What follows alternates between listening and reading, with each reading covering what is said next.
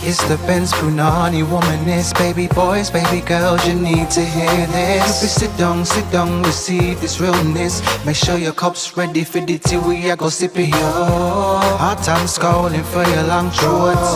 You might learn something you never know. Collect you fine, and she's one of a kind. Don't say you're mine, say you're mine. It's the extra content. It's the extra content. Yeah, it's the extra content, and I'm super excited to be making the extra content, and that I'll be heading home shortly so I can actually eat. I haven't eaten all day, and the time is now 8 p.m. I need some food. But I'm so glad to have had all of the support that I've had from you so far, patrons. I appreciate you greatly. As you know, the podcast will be ending soon. And honestly, I don't think I would have been able to make it without you patrons specifically, because you financially supported the thing, which means I've been able to pay the wonderful man that is Brent for all of his services, making these videos and the podcast and everything else. So I really, really appreciate that. And the live show, you know, because you patrons support, that's why the live show happens. Really. So I have to think of a nice gift for you all for the live show. As I mentioned in the main podcast, the live show will be on Sunday, 2nd of December. It will be from 6 p.m. And I hope to see as many of you there as possible. It will be the last one, and it will also be the last podcast episode. So I would love to see as many of you there as possible. Yeah, that would be really nice. I feel like it will be really, really emotional.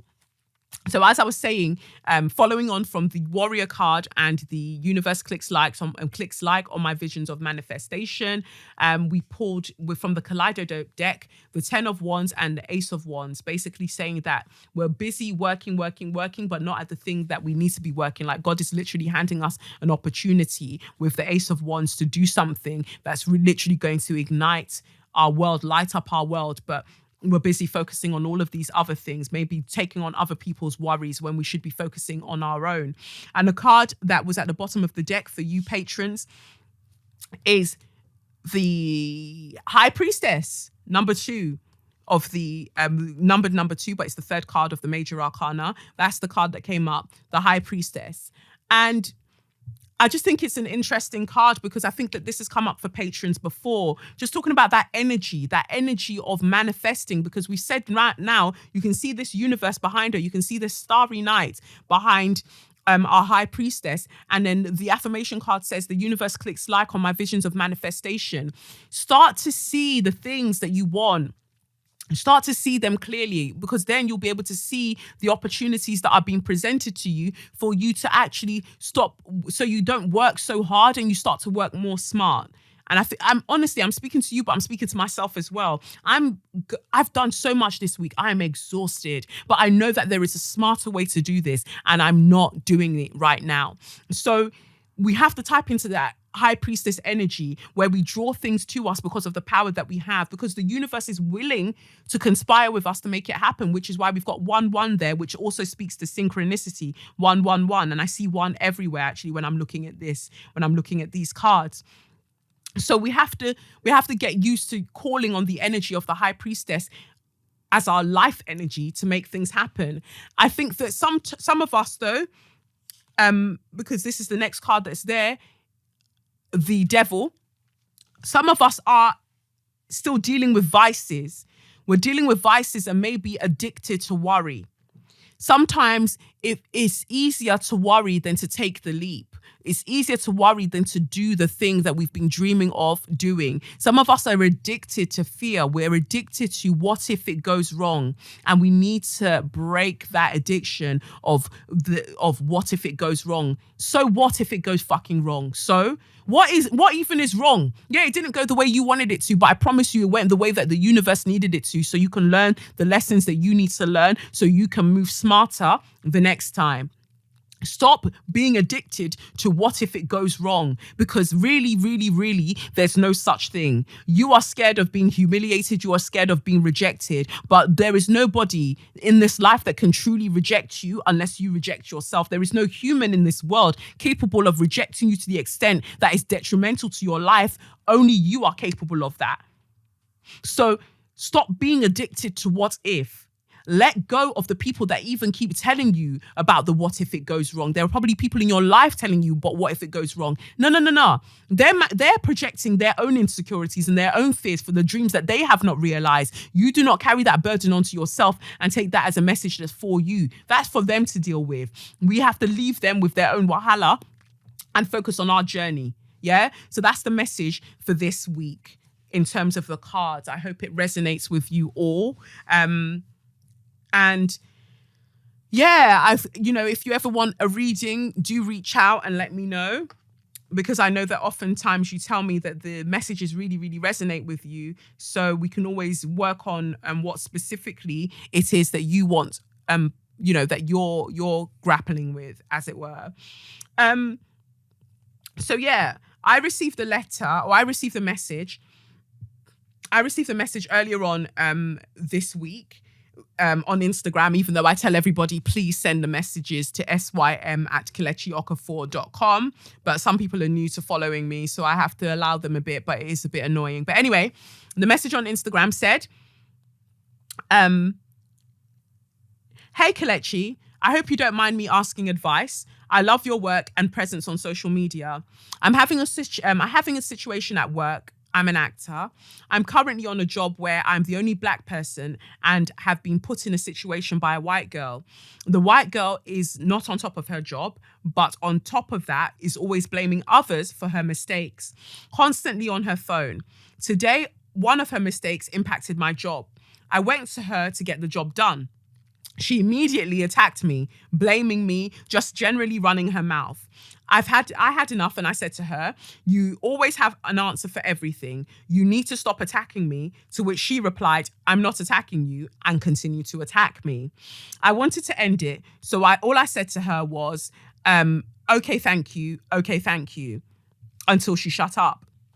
10 minutes later, the producers turn up at my door saying this girl is in tears. They now want me to apologize to the girl. I have thus far refused. What should I do? I have to work in this environment. How do I keep going? The producer even said to me, she is the one crying, not you. The whole situation caused me such distress, and I'm still mad thinking about it now. Do I apologize to just get past this, or do I stand my ground? I'm deeply distressed as I've put my work in and I'm doing my job. She is not. I'm honestly not sure what is best. I know what is right, but is that going to make my life and my job much harder? I'm sorry to bombard you with this, but I respect your opinion very much. Now, I'd love your opinion, patrons, for you to tell me what you think about this situation, because I discussed it also while I was doing a talk at Sussex University earlier on. I did it yesterday, but by the time you listen to this, it'll be a few days ago. Some people said, oh, just apologize, just get it out of the way, because you don't really mean the apology, but sometimes you have to give these people what they want just to keep shit moving. And other people were like, nah, fam, don't apologize. Just don't do it. Like, why must we always be the ones to apologize when actually you're the aggressor? I'm not the aggressor. You're the aggressor. But yeah, I'm having to apologize to you because you drew for your tears. Fuck you. I'm of the opinion that white people are wonderful at giving non-apologies. We have to meet white people at the level that they're at of giving non-apologies. I said to say, I'm highly disappointed that this incident has taken place between us. I understand that you're very upset, and I find that disappointing. I've now learned from this situation, and I know how to move forward from here. I hope that from this point onwards, we can both find a way to work together as cohesively as possible. In that statement I just made, I didn't put any apologies anywhere. I just weaponized the disappointment the same way white women weaponize disappointment all the time. I'm so disappointed that you would point out a truth to me that I am so privileged to not realize. You know, they love disappointment. They love weaponizing disappointment. So therefore, we weaponize disappointment too. You tell her that you're disappointed, and nowhere do you put the word sorry, because I do not believe in saying sorry when you do not mean it. Not for the sake of anything, because also, again, it's the thing that we were talking about in the main podcast episode. white women wielding the power that they know that they have. Instinctively, they know of this power, whether they claim to be consciously aware of it or not. They know of the power that they have when they start crying or when they claim that they're uncomfortable or anything of the sort. And it's interesting that one of the producers said to this person, she's the one crying, not you. But the thing is, as a black person, even if I was the one crying, you would still take her tears over mine. So I don't even understand what you're really, really saying. I said to the students at Sussex University, I said, I'd love to see an argument between two white women because I'd like to see whose tears will override the other one's tears. Like, how does it work then? Because you can't both be crying like, hoo-hoo, whose tears is going to win? I don't get it. But whenever it's with a black person, of course, your tears will take precedence and automatically you are the victim. And I must apologize. And I refuse to fucking apologize for anything that I don't feel I've done wrong. I'm not apologizing. So if therefore what you want are words to come out of my mouth that sound like an apology, when really all I'm saying is that now I see you, ho. I see you. And I now know how to deal with you henceforth. That is where I'd go with it. But it's so tiring as a black person to always have to navigate these spaces, being very, very aware of white fragility. Like, you can't even breathe for the amount of fragility that's around you. You always have to consider it. I don't believe personally that he should have apologized in that situation. I think that the way to go was to give a non-apology and just make statements that I'm very disappointed that this incident took place between us. And I'm disappointed to hear that this made you,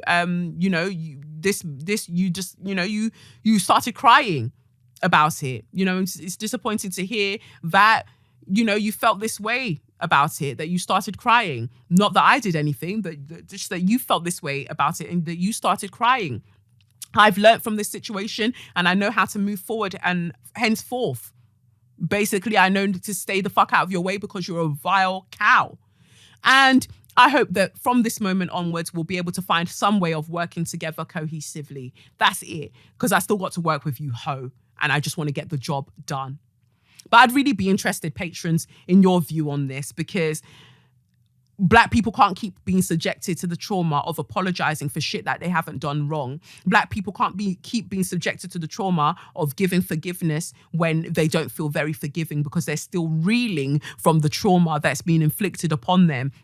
We can't keep having to be the ones to be the bigger person. I don't want to be the bigger person. It's petty limbo up in this bitch and I can go down low, okay? And that's just the way that I see it. But please share with me your views right in the comment section. Let me know. I'm looking forward to seeing as many of you as possible on the 2nd of December at the live show. The tickets will be on sale for the live show on the 1st of November.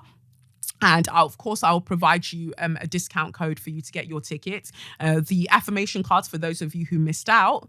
Don't know how, but those of you who missed out, there'll also be another batch of 100 affirmation card decks released on the 1st of November too. So everything prepared from the 1st of November to get us ready for the 2nd of December for the live show, for the goodbye show, where I just want us to catch a vibe and leave everything on a high. But thank you so, so much for watching and listening and supporting. God continue to bless you all. Like, you people who support me on Patreon, are my absolute favorite because you literally put your money where your mouth is. And there's no truer way of supporting a Black woman than putting your money where your mouth is. Like, if you're about it, be about it. And this is what you lot are doing, and I appreciate that.